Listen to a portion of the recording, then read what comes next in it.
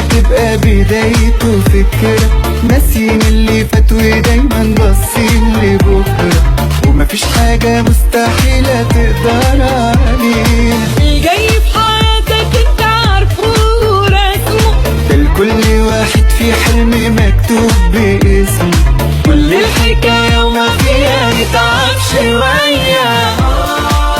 امسك في حلمك وخليك وراه، كلمة ده صعب ولا يمكن ولا إياك في لحظة نقولها وبكرة يجي وشايل معاه فرحة وضحكة ودنيا وحياة، والسكة هنكملها.